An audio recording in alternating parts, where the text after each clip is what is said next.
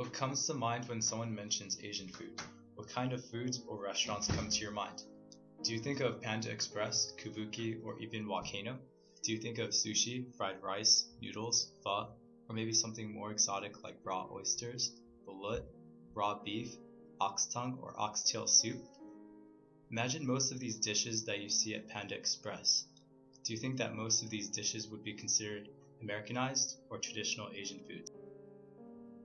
Most Asian chain restaurants will turn traditional dishes into a more American-friendly one. Even the way we eat Asian food has been Americanized. For instance, if you were to go to an authentic Japanese restaurant, it would be considered disrespectful to rub your chopsticks together. By doing that, it is telling the owners that they have cheap chopsticks and that they aren't fancy enough. Mixing your wasabi in your soy sauce is another thing you wouldn't want to do. Ideally, you would eat the sushi as it is, but if necessary, you would apply a small amount of wasabi onto the fish. There are some places where you can buy more authentic Asian dishes. Mom and pop shops tend to serve more traditional dishes than your ordinary chain food restaurants. But even Korean barbecue isn't as traditional. Although most of the dishes served at these all-you-can-eat restaurants is traditionally Korean, the all-you-can-eat concept isn't typically found in Korea. In Korea, when going out with friends, you would order one or two dishes and some drinks. Once you are done, it would be time to move on to the next place and order another dish and another round of drinks. Not all traditional Asian foods are considered acceptable to eat in America. This can cause a rift between a person's traditions and culture, which leads to problems assimilating and also leads to stereotypes. Some dishes that aren't as appealing to Americans can be sonnakji, fresh squid. It's fresh squid that is cut up into smaller pieces and still moves as it's served to you. Yuk-ho, or raw beef, is another dish that isn't commonly served in America. It is similar to steak tartare, but prepared differently. It has seasonings, sesame seeds, Korean pear, and a raw egg yolk. Some of the foods that are considered traditionally Asian foods are treated as taboo here in US.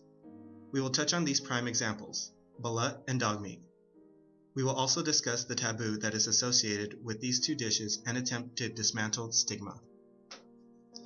Eating Asian food, Filipino food, was good.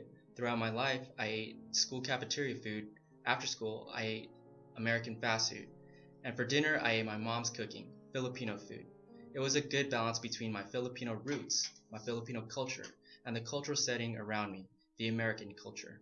Most of us know of the show Fear Factor. I saw that one of the contestants' challenge was to eat something Filipinos call balut. This boiled duck egg in its later stage before hatching is a Filipino delicacy. I remember in the Philippines someone would go door to door as if they were the milkman or the ice cream man and sell the eggs. What most people don't know is that the actual embryo is discarded and it's the egg yolk that people eat. With a little salt, it's really good. There are Filipino dishes that use the insides and blood of an animal. I remember going to the slaughterhouse when I was young. The butcher would ask, "Do you want this? Do you want this?" referring to the intestines and the blood. Our family took as much of the animal as possible, so that hardly any of the animal would go to waste. Through racialization, it is assumed that Asians generally eat dog, but throughout the years, it has been more focused on Korea. Many are against it, but aren't aware of the history of why eating dog came to be. Although the exact time frame of when Koreans began to eat dog is disputed, it is agreed that it stemmed from famine, either dating from Japanese colonialism in Korea or World War II. Some more background information reveals that human consumption of dog has been recorded in many parts of the world, including but not limited to ancient China, Europe, Mexico, and Rome. Dog meat is still consumed in China, Korea, Vietnam, and in Switzerland. Dog meat has also been used as a survival food in times of war or famine, which is relative to dog meat consumption in Korea. On a farm, all animals were used for some type of work. Cows were used for milk, chickens were used for their eggs, and pigs were like garbage disposals. Dogs did the least work. Because the other animals had jobs, a dog would be consumed once in a while. Another thing that isn't common knowledge is the fact that many people have been misled to believe the belief that dog meat has healing properties that other meats do not. Many of the myths involved in dog meat perpetuate its consumption. Some of the myths include increasing stamina, helps you sweat less during the summer, warms your blood in the winter, aids in healing, and for certain Asian men, makes you better in bed. We asked a classmate's mother some questions to find out more about the topic. Her name is Mrs. Kim, and she currently lives in Korea. I have tried dog, and it wasn't until I was in my 20s. I still eat it, but not all the time. It is something you would eat in the summertime, mainly in July and August. I would usually have it 5 times a year at most, typically in a soup. It isn't easy to make, so I would normally go out to a restaurant to eat it. Not many people realize that the dogs used for consumption are not the kind that you would domesticate.